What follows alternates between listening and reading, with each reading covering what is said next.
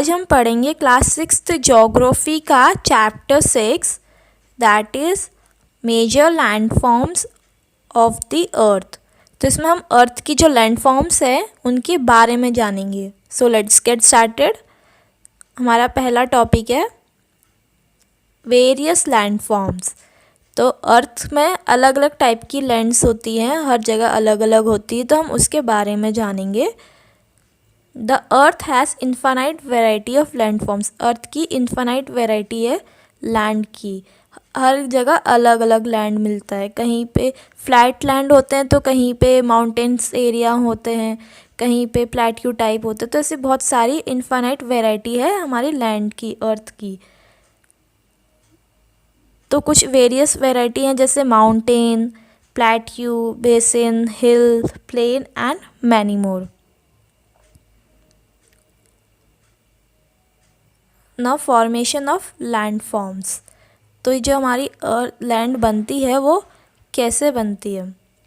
The land forms are a result of two process. जो land form है वो दो प्रोसेस की वजह से बनती है।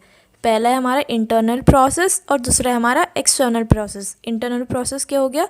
वो प्रोसेस जो अर्थ के अंदर होता है वो इंटरनल प्रोसेस होता है, और एक्सटर्नल प्रोसेस जो अर्थ लिथोस्फीयर से ऊपर सरफेस पे होता है उसे हम एक्सटर्नल प्रोसेस कहते हैं। तो internal process it is the continuous movement with in the earth.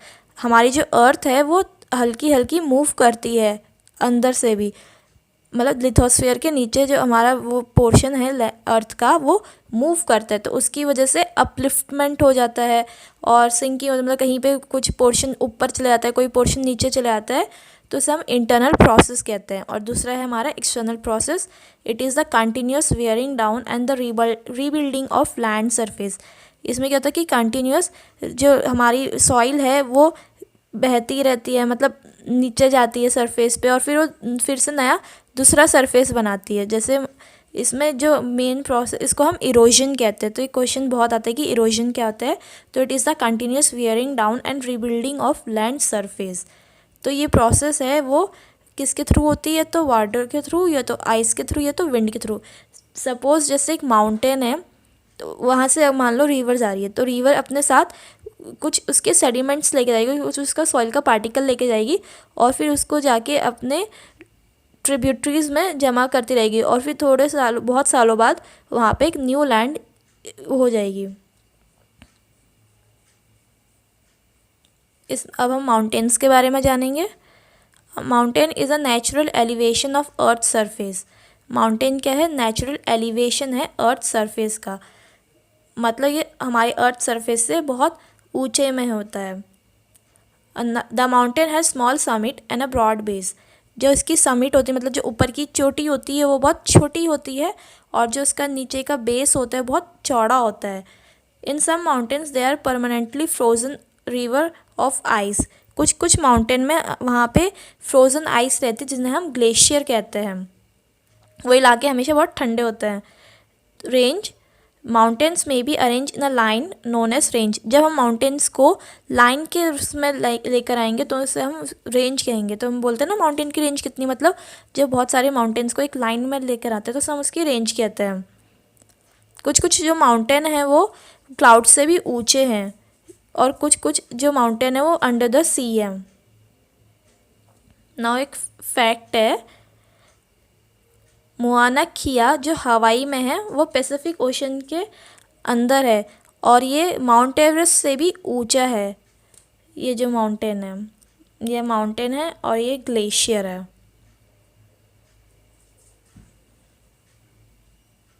Now types of mountains.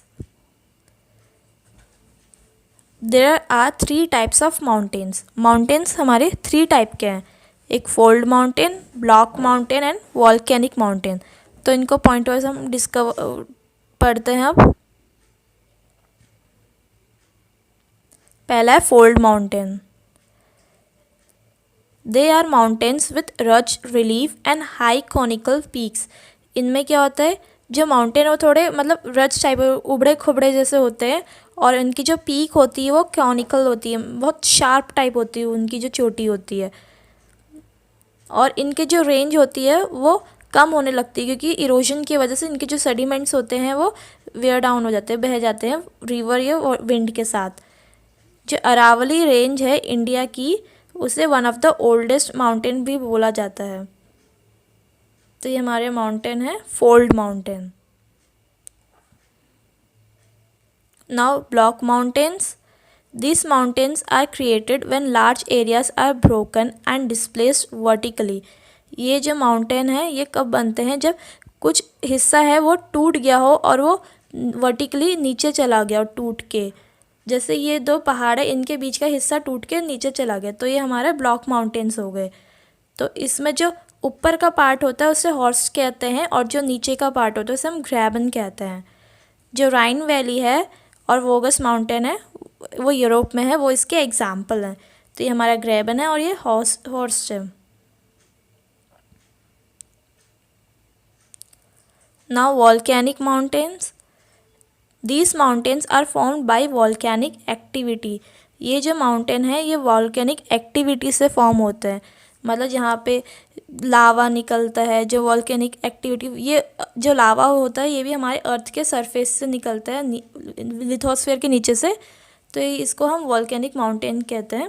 जैसे माउंटेन किलिमंजारो जो अफ्रीका में है, ये सब हमारे वॉल्केनिक माउंटेन के एग्जाम्पल हैं। Now uses of mountains. Mountains are very useful. जो माउंटेन्स है वो बहुत ज़्यादा यूज़फुल हैं। They are the storehouse of water. ये स्टोर हाउस ऑफ वाटर क्यों है, क्योंकि जो बहुत सारी रिवर है वो हमारी माउंटेन से ही निकलती है। They have rich variety of flora and fauna. इनके बहुत सारे फूल होते हैं, एनिमल्स होते हैं वेराइटी टाइप के, और इससे हमें फूड मिलता है, शेल्टर मिलता है। जैसे पेड़ होंगे तो उससे हमें वेजिटेबल फ्रूट्स मिलेंगे, हमें बहुत सारे गम मिलेंगे। और जो ये साइट, ये इनकी जो माउंटेन होती है ये आइडलिक साइट होते हैं किसके लिए, घूमने के लिए। इसलिए आजकल लोग माउंटेन्स में ज़्यादा से ज़्यादा घूमना प्रेफर करते हैं, क्योंकि बहुत सारे स्पोर्ट्स होते हैं माउंटेन में, जैसे hand gliding, river rafting, skiing, ये सब बहुत सारे पॉपुलर गेम है जो माउंटेन में होते हैं। Now plateaus. प्लेट्यूज़ को हम पठार भी कहते हैं। और plateaus N elevated flat land. ये क्या है, एक फ्लैट लैंड है, लेकिन ये बहुत ऊंचाई में होता है, माउंटेन से कम ऊंचाई में होता है, लेकिन जो सरफेस है हमारा उससे थोड़ा ऊंचा होता है। इसको हम टेबल लैंड स्टैंडिंग कहते हैं, क्योंकि ये टेबल की तरह होता है, एकदम जैसे टेबल होता है ना ऊपर से फ्लैट और लेकिन सरफेस से थोड़ा ऊंचा, वैसे ही हमारा प्लेट्यू भी होता है। द हाइट में varies from 100 metre to several 1000 metre. इनकी जो हाइट होती है वो 100 मीटर से 1000 मीटर तक रहती है, और फिर जो 1000 मीटर्स हो जाते हैं वो माउंटेन रेंज में आ जाता है। ये भी यंग और ओल्ड हो सकते हैं। यंग माउंटेन जो भी बने होंगे और ओल्ड जो पुराने हैं काफ़ी समय से। जो डेक्कन प्लेट्यू है इंडिया में वो ओल्डेस्ट प्लेट्यू है। The Tibet plateau is at the highest plateau in the world. जो तिब्बत प्लेट्यू है ये चाइना में आता है, ये हाईएस्ट प्लेट्यू है। इसकी जो हाइट है वो 4000 से 6000 मीटर के ऊपर है, और ये अबव द सी लेवल है। सी लेवल क्यों बोला, क्योंकि सी लेवल को हम रेफरेंस लाइन लेते हैं, इसी के ऊपर से हम हाइट को मेजर करते हैं, चाहे वो माउंटेन हो चाहे प्लेट्यू हो। Now uses of plateau. They are rich in mineral deposit. जो हमारे प्लेट्यू हैं इनमें बहुत ज़्यादा मिनरल होता है, इसलिए जो बहुत सारे प्रोडक्ट वो मिनरल्स होते हैं जैसे मैग्नीज, आयरन, ये सब हमारे प्लेट्यूज़ के जहाँ होंगे वहाँ पे ज़्यादा मिलते हैं। इसलिए जो माइनिंग साइट्स होती है वो भी ज़्यादातर प्लेट्यूज़ में होती है। इसमें ज़्यादातर ब्लैक सॉइल होती है जो कि फर्टाइल होती है, और जो बहुत सारे वाटरफॉल हैं वो यहीं से आते हैं।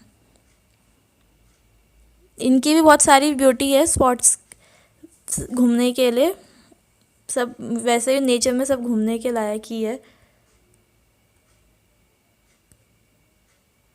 ये वाटरफॉल है।